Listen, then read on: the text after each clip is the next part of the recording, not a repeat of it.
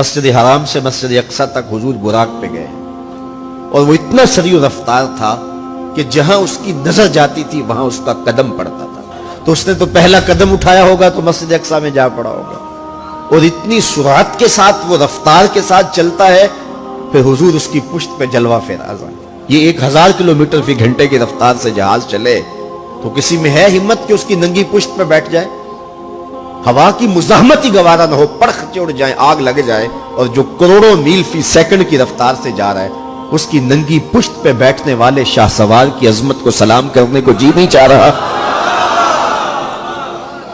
اچھا پھر اتنی سرعت کے ساتھ جائیں تو راستے میں کوئی دکھائی بھی دے تو سجھائی نہیں دیتا، اچھی طرح پہچان نہیں پاتا بندہ. یار تم گزرے تھے، کہا میں تیزی میں تھا. تو تیزی میں جو چیز نظر آئے تو اس کو پوری طرح پہچانا نہیں جاتا. لیکن اب اس رفتار سے جا رہے ہیں. لیکن معرفت کا عالم کیا ہے کہ میں حضرت موسیٰ کی قبر کے قریب سے گزرا، میں نے دیکھا وہ قبر میں کھڑے ہو کے نماز پڑھ رہے ہیں. اور حضور ابھی وہاں پہنچتے ہیں مسجد اقصی میں تو حضرت موسیٰ علیہ السلام پہلے وہاں موجود تھے. یا تو یہ ماننا پڑے گا کہ یہاں بھی موجود تھے وہاں بھی موجود تھے، اور یا پھر یہ ماننا پڑے گا کہ وہ پہلے چلے گئے. اور اگر پہلے چلے گئے تو پھر کیا وہ میرے حضور سے پہلے چلے گئے؟ تو جواب آیا کہ نہیں، حضور علیہ السلام تو اپنی رفتار سے جا ہی نہیں رہے تھے.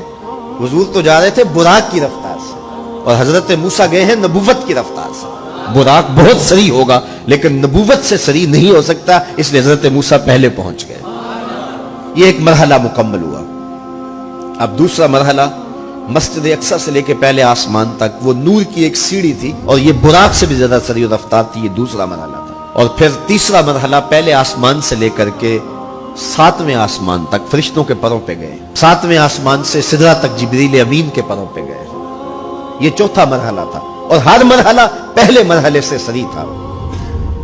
اور پھر سدرہ پہ جا کے جبریل نے بھی کہا کہ آگے میں نہیں جا سکتا. لو دنوت خطوۃ لاحترقت، اگر میں آگے بڑھوں تو جل کے راکھ ہوتا ہوں. تو حضور علیہ السلام کے لیے ایک سبز نوری تخت لایا گیا جسے رف رف کہتے تھے. اس پہ حضور تشریف فرما ہوئے. پھر وہ کس صورت سے گیا؟ ان 4 مراحل سے زیادہ سریع رفتار تھا. رف رف کی منتہائی پرواز جب ہوئی تو میں اعلی حضرت کی روح سے فیض لے کے کہتا ہوں کہ رف رف کے بھی بس بس ہو گئے.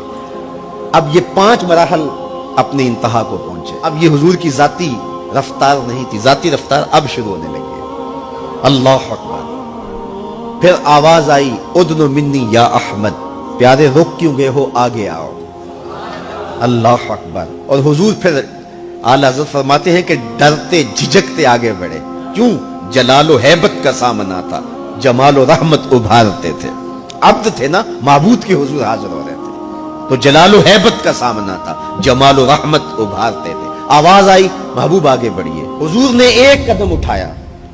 اب پھر فاصلہ کتنا طے ہوا ایک قدم میں؟ مسجد حرام سے لے کے مسجد اقصی تک براق نے جتنا فاصلہ طے کیا، مسجد اقصی سے لے کر پہلے آسمان تک نور کی سیڑھی نے جتنا فاصلہ طے کیا، اور پہلے آسمان سے 7ویں آسمان تک اور پھر وہاں سے سدرہ تک جبریل اور فرشتوں نے جو فاصلے طے کیے، پھر اس کے بعد رف رف جہاں تک گیا.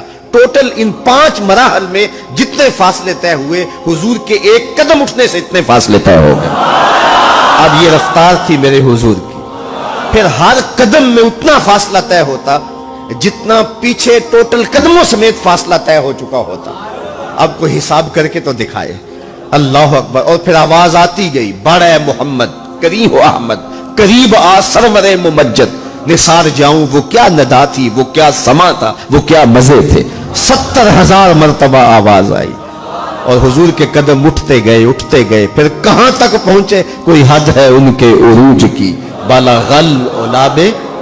اور اس کو میرے رب نے سفر نہیں کہا یہ ابھی میرے نبی کی سیر ہے. کیا سمجھو گے میرے رسول کو؟ اس کی سیر اتنی سریع ہے کہ تمہاری عقلیں تھک گئی ہیں، اور اگر وہ سفر کرنے پہ آئے تو پھر عالم کیا ہوگا.